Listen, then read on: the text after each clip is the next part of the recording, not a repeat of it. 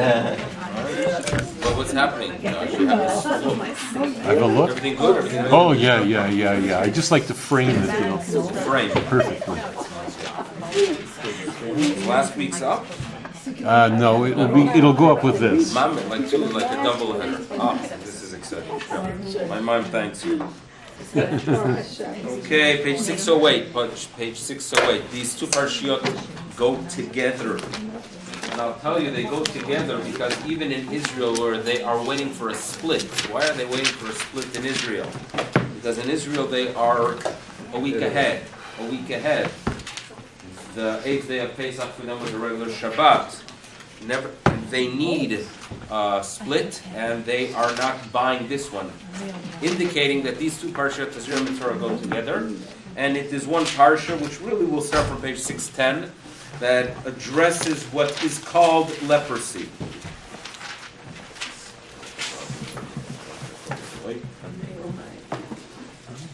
So we have a portion, we have a discussion, a situation of some kind of affliction. And we are not told to go to the doctor, but to go to the Kohen. When we read the portion, we could theoretically, with the Pshuto Shel Mikra, with the most basic reading of the portion, would theoretically allow us to believe that it's a medical condition, and that you go to the doctor because he's educated. And perhaps this whole text is dealing just with something that is a medical issue. But we have great difficulty with a book like Vayikra, right? Chumash, which is to tell us more about that which is good for the soul, not which is good for the body. We have great difficulty with it. And then when the rabbis share with us their traditions, and they start providing us with lists of flaws that bring about tzaraat, the details that, for example, when it is a chag, you give a level of leniency because you don't want to ruin the guy's chag.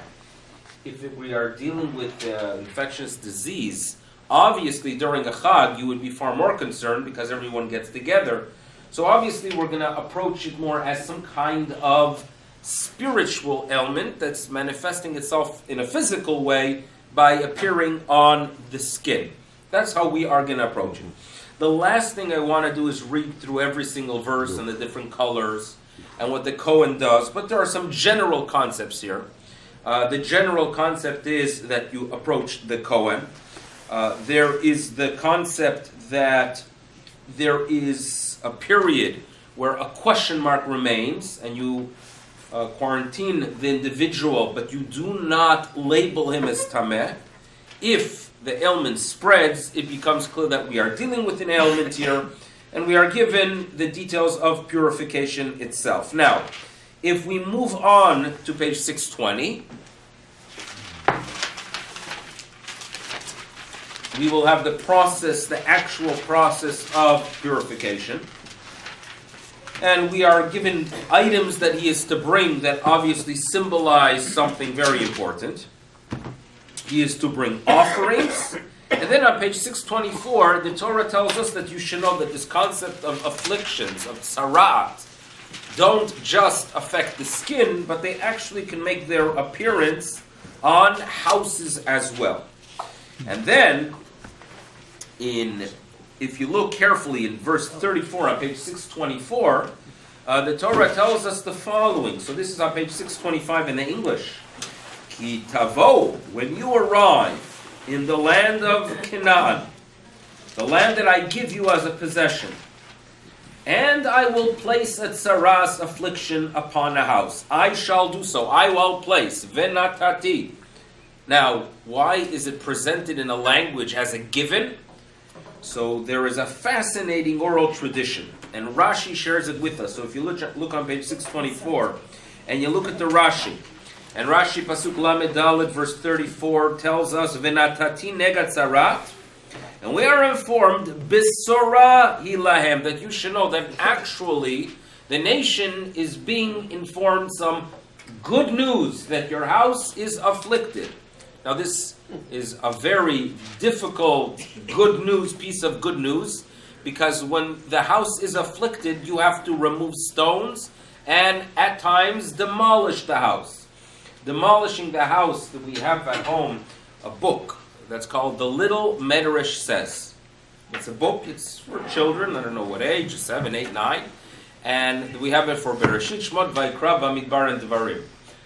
There is, on the cover, there is a picture, a color picture, which, for example, in Bereshit is perhaps Jacob's dream, Shemot, the Exodus. The Vayikra image is a very disturbing one, at least for me, because the image on the Vayikra comes from the tzara'at, from the leprosy of the wall of the house. And the image presented there is a family watching as their house is being demolished, right? And you think you are watching a report from some kind of humanity organization describing what Sahal does to the house of the terrorists, because that's what really it looks like. It's a very disturbing image. And I wonder why that is presented, what kind of negative impact that has on a child reading.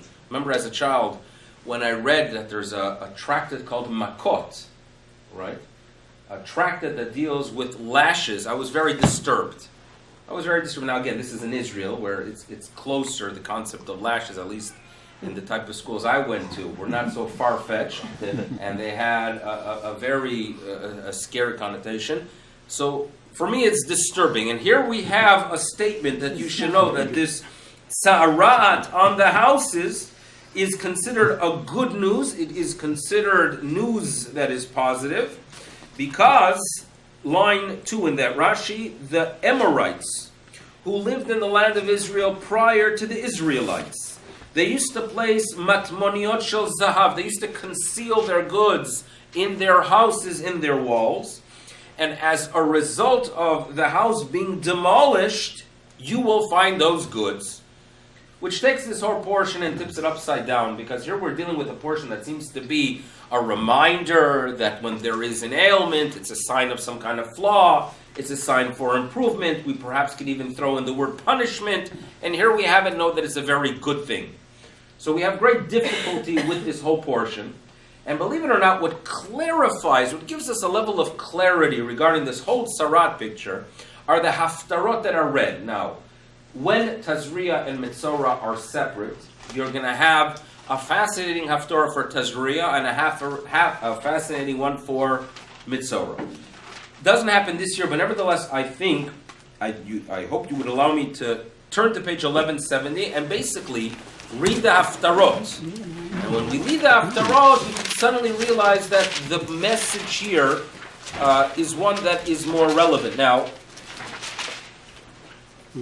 Tzarat is no longer in existence. The Tzarat as described. And we see it as not a sign of a higher spiritual level, but rather an indication of a decline. Okay, because when you have that reminder, you know that there's something to fix. You know, for example, you have a smoke detector, and then it starts that beeping. You know, that when the battery is low, and it starts that beep, and every single time it will start Friday night. You know what I mean? That it always starts Friday night. You can have those 24 hours of those beep, and then in the middle of the night, you know, it's gone. Because as you are going to fall asleep, right, you get that next beep, and there goes your comfort. Now, if you would have such a beep, and you realize that you must change your battery, but you're busy, right? And you come back the next day and it's still that beep, the little beep, the reminder that the battery is on low, and you're thinking to yourself, okay, I got to get to it. And then you come down back home one day, and then you realize, oh, thank God, it's no longer beeping. So you think, oh, finally, it's taking care of itself. Well, no, actually not. Now you really have a problem, because it means the battery's dead. Okay. So we approach this ailment of tzara'ah, this affliction that appears on the skin, as a little bit of a beep, a reminder that something has to be done. There's something to fix. When it's no longer beeping, when it's no longer in existence, we know that we have a bigger problem, that we no longer merit those reminders. Okay? So that's approach number one to tzarat in general. Number two,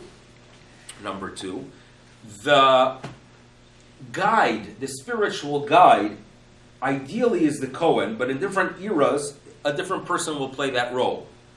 And the prophet will fill in the role for the Kohen. And just as you are supposed to turn to the Kohen according to the letter of the law, in situations where the Kohanim are not fulfilling their mission, you would turn to a prophet, and he will guide you and cure you from the tzara. He is not just curing you from the physical manifestation, but he will assist you in identifying the spiritual ailment that needs to be addressed, and that's how you're going to be cured. And with that, we are ready to start the Haftorah of Parshas Tazria. And we are talking about a problematic nation known as the Israelites. Okay, this is, of course, after the days of Shlomo HaMelech, when there's a breakaway, and where the northern kingdom is in Samaria. That's where their capital is.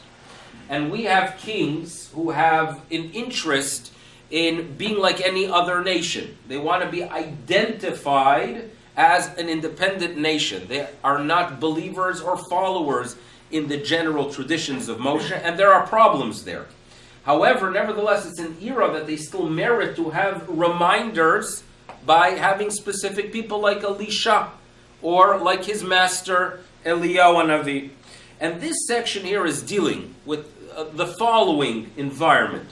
You have a superpower. The superpower that they were concerned with were the nation of Aram. Perhaps we could call them the Armenians. And, you don't want to call them the Armenians. No, if they find out, Well, another genocide. Another genocide. Okay, the Turks could deny it, we could deny it. Turks will blame the Jews. So we could talk about the nation of Aram, and the current king we are dealing with is a king by the name of Yoram.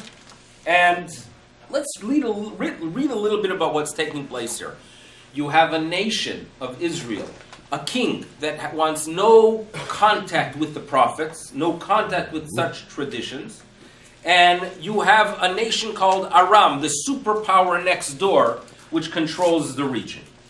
And if you turn on page 1171 to chapter 5, and this is the beginning of our story here. The first few verses are basically a miracle performed by Elisha.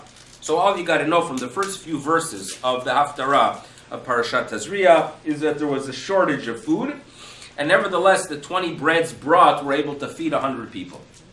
Now, we are told in verse 5 that there is a general by the name of Naaman. Naaman is the general of the king of Aram. And he was a very honored warrior. And according to the rabbis, he was the one who knocked out Achav earlier. So this is a very significant player in the chief of staff of the Armenian army. Now, what happened during that time is that there was no official battle, but nevertheless, the Armenians were in control of the region. And in verse 2, we are told that there's a young lady, a young girl that was taken captive, and due to her talents, she was the one to serve the wife of Naaman. Now, Naaman had a very significant problem. In verse 1, we are told, last word in verse 1, that yes, he was a mighty fellow, a great warrior, but unfortunately, he is a Metzora. Now, as soon as you read about the fact that he is a Metzora, and you know that the Metzora that we are talking about, that the Tanakh presents, is not just a physical ailment, because obviously this would not be significant.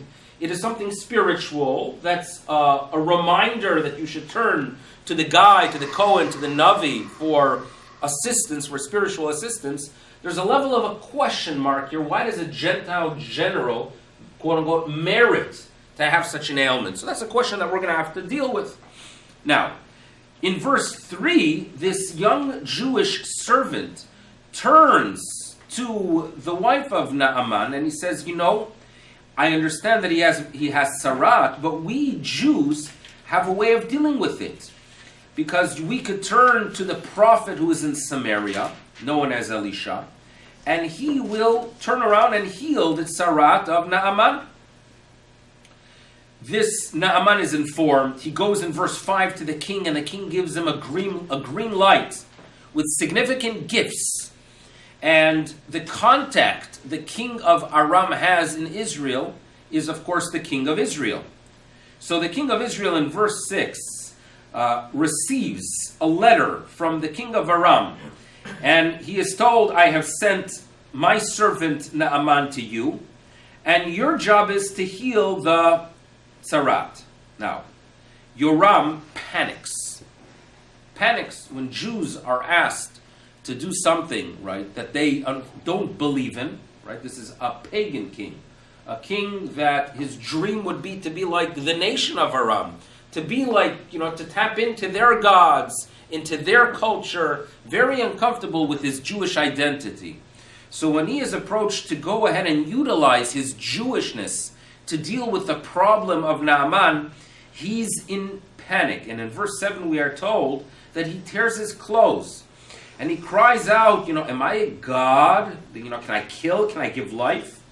Obviously, if the king is sending me such letters as a pretext to go ahead and begin a campaign against us. Elisha is aware, Prophet Elisha is aware of what's taking place. And he sends a message to the king in verse 8. Listen, why did you tear your clothes? Let him come to me, right? And I know how to deal with it. There is, after all, Yesh Navi Be'Israel. Verse 9, Naaman comes.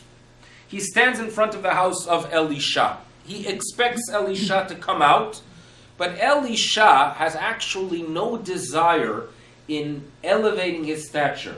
In other words, we unfortunately have, even in the 21st century, people that are quote-unquote mekubolim, Kabbalists, people that utilize their powers, right, or the powers that uneducated people believe they have, to make themselves significant. And they love the attention and the media coverage. And these are people that are very, very dangerous because their agenda is not to bring God into the life of the Jew, but their agenda is to bring themselves, or perhaps what they believe to be the God, into the life of the Jew. Elisha has no such desire. He has an understanding that if Naaman has this reminder, is because the God of Israel wants the Jews to recognize the significance of God. If they don't get it directly, they'll get it indirectly. In other words, if Naaman and the king of Aram sense, you know what? The Jewish people have these prophets that are connected to God, and they have these incredible teachings, and if the nations around will start valuing what the Jews have to offer, the result is going to be suddenly that the Jews are going to value it. There's actually it's well known that Rabbi Israel Salant wanted that even in general schools, Talmud should be studied, meaning even non-Jews should start appreciating the depth and the wisdom of the Talmud.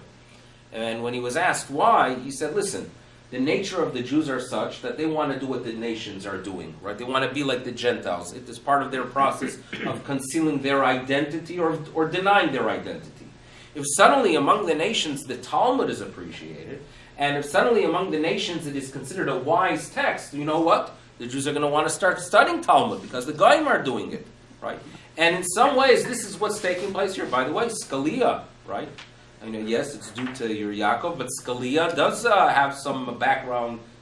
One of the justices in the Supreme Court in the United States has quoted from the Talmud.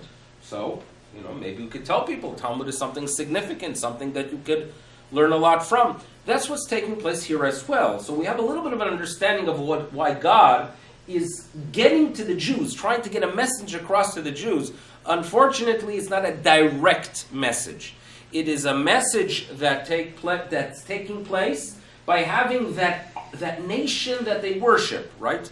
In even in Israel today, right? They always wanted to be like Europe, or they wanted to be like America, right? Or the dream, right? Yossi Beilin. Why was for him so important in the late 90s to have peace with Syria, with the peaceful nation of Syria? Because finally we can have a highway. If we make peace with them and we have good relations with Turkey, we can have a highway. All we're going to lose is the Golan, but the result is we'll have a highway between Israel and Europe. And that would be considered the greatest achievement of the Jewish state, that we are connected to them, because when there's a highway, there's contact, we are part of them. So now the Rabban Shalom realizes that that's how the Jews are thinking. They want to be more like Aram, be like Aram, the culture of Aram, the way of thinking of Aram, the gods of Aram, the values of Aram. So therefore, Naaman, by Naaman being inspired that you know what, that there is a God of Israel, he will get the message across. If the Armenians, if the chief of staff of the Armenians values what the Jews have to offer, the Jews perhaps will as well. But Elisha cannot allow himself, Elisha, to walk away as the hero. It has to be the God of Israel. So therefore, the fascinating, and this is something that's very foreign for Naaman, that when the chief of staff, Naaman, makes his appearance in front of the prophet of Israel, what does he do? Verse 10, Vayishlach elav Elisha malach lemor. In verse 10, Elisha does not contact him. He sends him a messenger. And the messenger tells him, Haloch v'rachatzta sheva pamim bayarden. The way you could cleanse yourself from this ailment is by taking a bath 7 times in the Jordan. There are people that still go for the Jordan. I haven't taken a dip in the Jordan, right? But there are people that do it. It's good for tourism. Vayashav b'sarcha lecha b'tayr. And the result is going to be that your flesh will come back to you and you will be cleansed. Now, Naaman is shocked that he's not meeting the actual prophet. And for him, this suggestion makes absolutely no sense. So therefore, in verse 11, Vayksuf Naaman. So Naaman was angered. And he says to himself, you know, I thought that he would come out. I imagine that the man of God is going to come out, raise his hand, place his hand on where the leprosy is, and cure it, like someone else did, right? That's how Naaman imagined things. And if he's suggesting that I dip in waters, the rivers of Damascus are much better than the waters of the Jordan River. So he is not buying into it. Now, in verse 13, the servant said, listen, we schlepped out. He's not asking to do something very difficult. He's asking to do something very accessible and easy. Just do it. Just try. So in verse 14, he actually takes the dip and he follows the words of Elisha. And at the end of verse 14, we are told that his flesh is transformed to the flesh of a young man, and he was cleansed. So now he is inspired. And now he comes in verse 15, and mission accomplished. The most respected general in the region recognizes the power, not of the man, but of the messenger of God, Elisha. So in verse 15, he's standing outside and he declares, now I know that there is no God in the whole world except Israel in Israel. What a Kiddush Hashem. This is it. Mission accomplished. And hopefully the Jews will get it. They didn't get it straight, but they got it in an indirect way. And he asks, of course, that his tribute should be accepted. Now, Elisha believes that if I go ahead and accept something from him, there's an exchange. You're cured, right? I walk away with gold and silver. That's the last thing he wants. That will destroy the purpose. He's not interested. This is not a spiritual service, right? If someone gives a blessing and charges for it, right, there's an exchange. On the other hand, if you give something, what Naaman owes him now, what he owes him is the declaration, sharing the word, that he is a carrier of the word of God, and the word of God and the only God is the God of Israel. So to take from General Naaman will destroy what the Navi wants achieved here. So therefore, in verse 16, he says, listen, I'm taking an oath that I will accept absolutely nothing.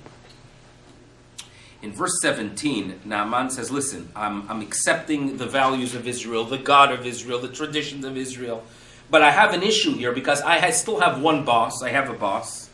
And in verse 18, he asks, page 1172, he asks forgiveness. May Hashem forgive your servant, this is Naaman talking, regarding one matter, because my master, the king of Aram, he goes to the temple of Rimmon, right?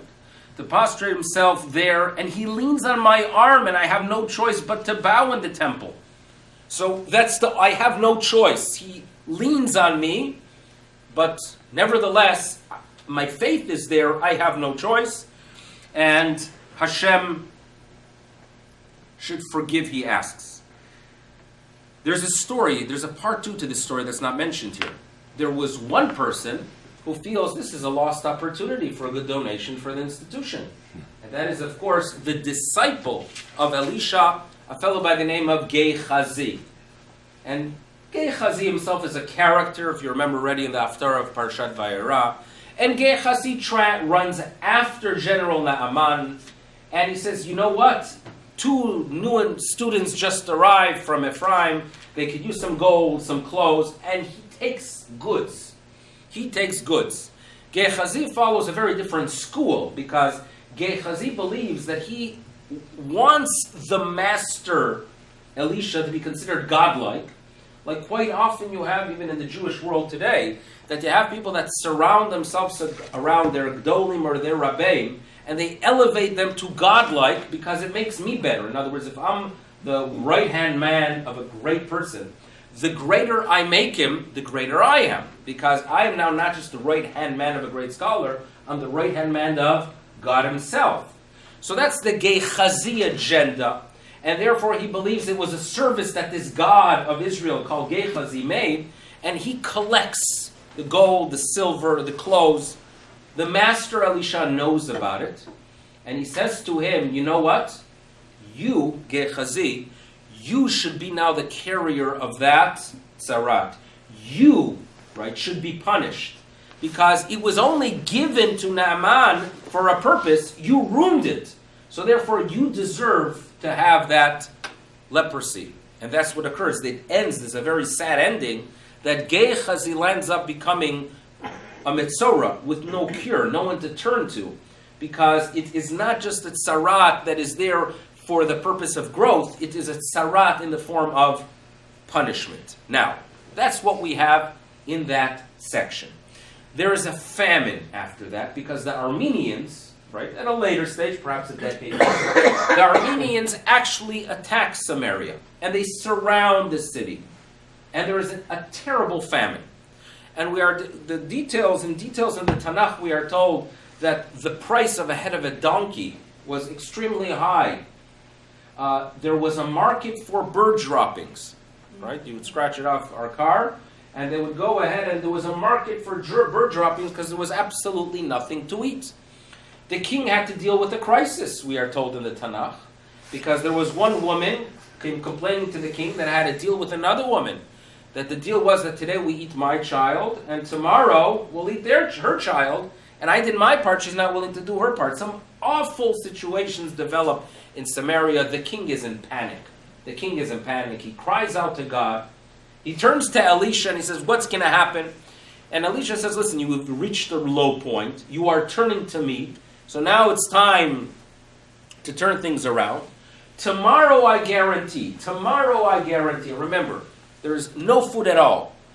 Elisha makes a guarantee that tomorrow, at this time, the price of a seah of flour will be 1 shekel. You could go ahead and get 2 seah, which are large volumes of barley for 1 shekel, meaning tomorrow there's going to be an abundance in the marketplace. And the Tanakh tells us, and this is right before this Haftorah, right before Parashat Metzora, the Tanakh tells us that there was an individual who the king, he was the individual who the king would lean on, meaning a servant of the king. So perhaps a high-end minister among the Jews, right? And that person declares to Elisha that there is no way in Gehenna that's going to happen. There's absolutely no possibility that that's going to happen. It is impossible, Elisha. God cannot do that. God cannot sink the Titanic. You have to be very careful whenever you make such a statement. We don't do that as Jews. But he made a declaration that's impossible, and then we are ready for this Haftorah. So we know that there are some lepers in Samaria. We know that there's a famine. And we know there's an attitude among some when it comes to the Jews. And then we are told, so now we are ready for the beginning of our class. Okay, so page 1172. Ve'arba nashim hayu Metzoraim. There were 4 Metzoraim outside the gate. The Metzoraim were, page 1172, in the beginning of Parashat Metzora. Look, Parashat Metzora. So it is the Haftorah of Metzora. We'll actually read this Shabbat.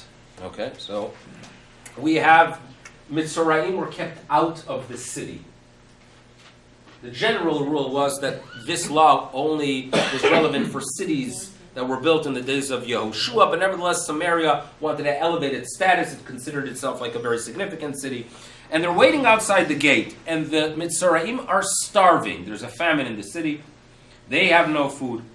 And they realize that they have no future. And in verse 4 they said the following, listen, if we go into the city, we're going to die there. If we sit here, we die. The only option we have is just to walk out to the surrounding force, to the nation, to the army of Aram. If we survive, fine. And if not, anyway, we're going to die. So they wake up, they go out in the evening, and what happens is that there is complete silence. No one there. They go to the first tent, and they start eating. Now, why was there complete silence? In verse 6, we are told that Hashem had caused the Armenian camp to hear the sounds of chariots, the sounds of horses, the sound of a great army. And they said to one another, behold, the king of Israel has hired the Hittite kings and the Egyptian kings to come upon us. So what happened to this powerful army? They ran away. So they stood up and fled into the evening. They abandoned their tents, their horses, their donkeys, the camp just as it was, and they fled for their lives. So the Metzoraim enter into they arrive into an empty camp. They come into a tent, and what do they find there? Food. They ate. They find gold and silver, which is a little bit of cruelty, right? You come, you find food. You know, everyone in the city is starving. And what do you see? You see some gold and silver? What do? You take it, you first conceal, you take care of your future, where people are starving, and you're busy planning your retirement. Okay? Not so nice. Afterwards, in verse 9, they say, you know what? This is not such a good idea. Let's share the news with everyone. In verse 10, they send a messenger to the king that we arrived to the Armenian camp. There was no man, no soul there. There was no soul there. They first thought it's a trap. They send some horses, and what do they find? They find in verse 15, we're skipping ahead, they followed them until the Jordan.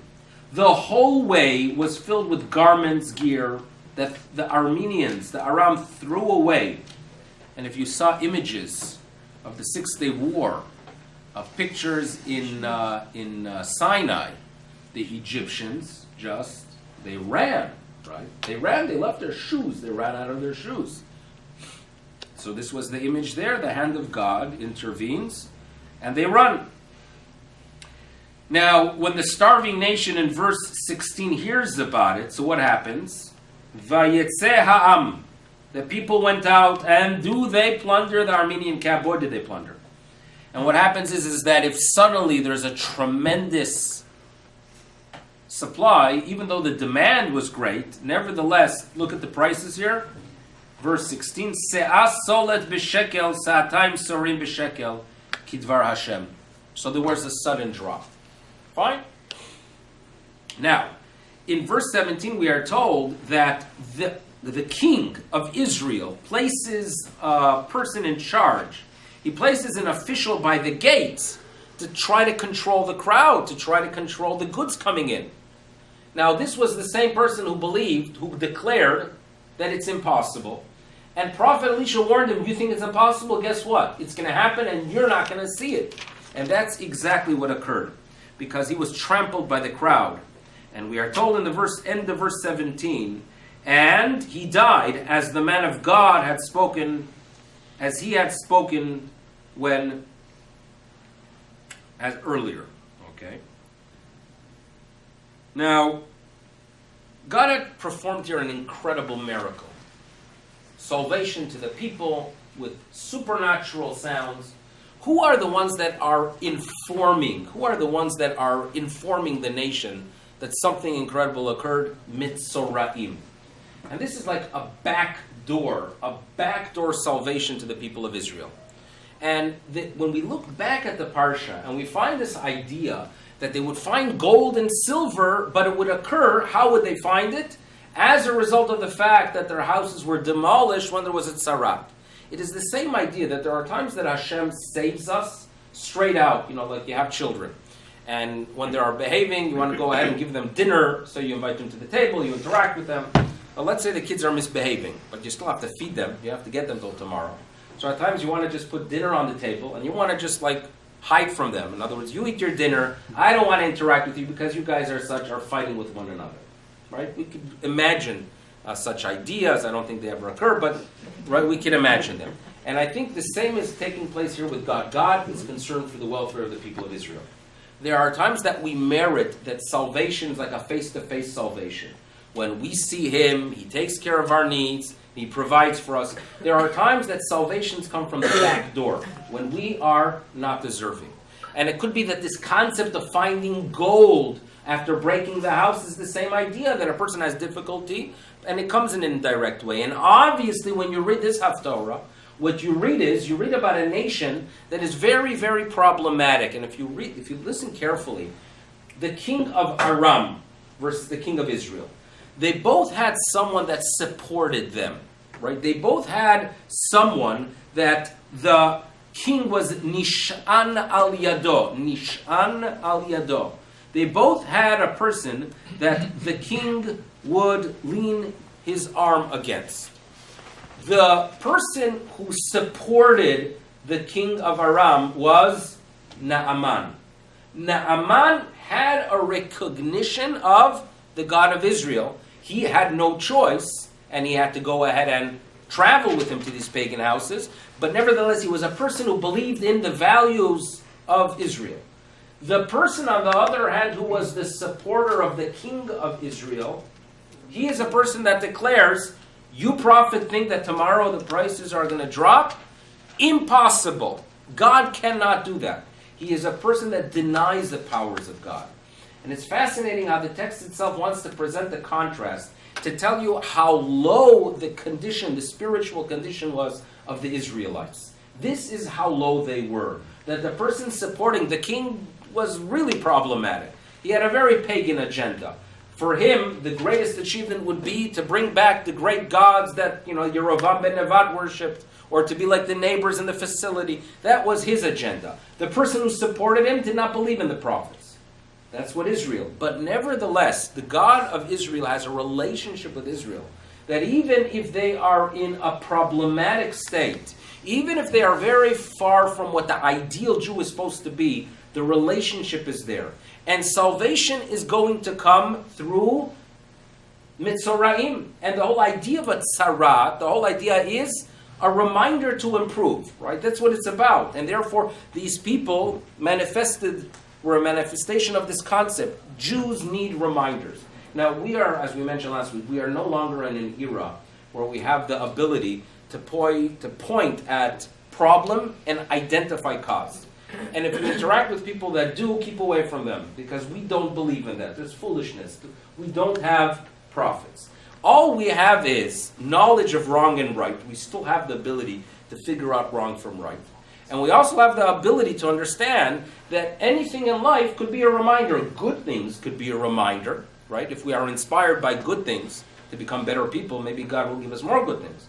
And unfortunately, there are times that challenges are the ones that remind us, right, to go ahead and, improve. We don't have that ability. We don't have the Navi Be'Israel. What's very interesting as well is that young girl that was captured, right, when she hears that Naaman has Sarat, what does she declare?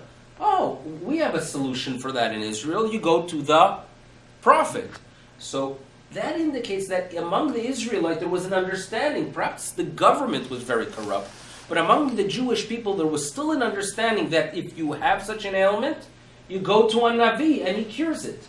Now, based on that, if there is such a solution, why is it that there were 4 people that remained with Sarat So the rabbis tell us that the 4 people that were introduced in the beginning of this week's Haftorah were actually Gehazi and his children. So this was a person that did not have just a random tzarat and did not just have a reminding tzarat. He had a tzarat that was the byproduct of a very negative attitude. And for him, it was actually a punishment. Because obviously, if he would just have tzarat like anyone else, he would follow the suggestion made by the young girl that, that in Israel, when we have such a problem, you go to a Navi. He couldn't go to the Navi because it is, in essence, the Navi Elisha who placed it upon him. That's what we have. So it's a little bit of an understanding. I think it's the period in the beginning of the second book of Kings of Malachim Bet is a very fascinating one because it's always that reminder. Israel is in decline, but even when they are in decline, we have a relationship. And how much more so, I don't think that we are anywhere close, right? Even with the problems that exist, we, Baruch Hashem, in general, the state of Israel is one that is improving. In other words, if you look at what the Israelites are about, what the agenda of the Jews in Israel, there is no question in my mind that there's a much closer now than they were 67 years ago, right? The language that is used by politicians. The fact that when in the 1960s or early 70s, when Israeli politicians would come to Washington, there was no expectation at all that they will have kosher food. And if you remember in the book of Avner, of the prime ministers, how there was a big to-do when Rabin was in the White House, and they had to give Mr. Avner a special kosher meal, and they piled a salad with some cottage cheese on top, and it looked more exciting, and Barbara Walters goes, "Wow, what's that?" And President Ford notices that this guy has a big plate when everyone else has their treif steak. He got himself salad and cottage cheese. So he wondered what was the big to-do, and Rabin turns to Ford and says, "It's his birthday." Right? And as a result, they start singing "Happy Birthday." It wasn't Avner's birthday. So when Avner walks over to Rabin afterwards and he asks him, "Why did you say it's my birthday?" He said, "Well, I wasn't going to explain to him the laws of kosher. Right? It's Ford after all, right? He couldn't walk and chew gum at the same time. So therefore, what did he say to him? That it is a birthday. They say that the only two, whenever they would have, throughout 60s and 70s, the 2 people that would ask for kosher were basically Avner and Ambassador Herzog. Ambassador Herzog meaning Herzog's uncle, Chaim Herzog's brother, who was very well respected, also kosher. Nowadays, right, there's an expectation, it's a given. It would be a tremendous to-do if, Netanyahu would not be eating kosher. In other words, and this is just one of many, many things, that there's a different understanding. The army is a different army in Israel, right? It's more of a religious army. You have generals, that are wearing their kippot srugot on very, very high positions. It's quite incredible what's taking place. So therefore, we have to have, if what we could do is get some kind of encouragement that if when we are in a hole, God is still concerned about us, and that God is willing to go out of his way to go ahead and place the tzarat on General Naaman just for the sake of the Jews to learn and improve. And this is a pagan nation. If he's willing to do it for a pagan nation, how much more so for a nation today that is so much better? There's a lot to improve. Let's not question that, right? We are not believers that we have reached our destination. But we have to remind ourselves that we are a nation that is improving. And every person hopefully does their part. We could indeed merit that our Yom Ha'atzmaut should be not just the beginning of redemption, but eventually reach its target. Thank you everyone for listening, and have a wonderful day.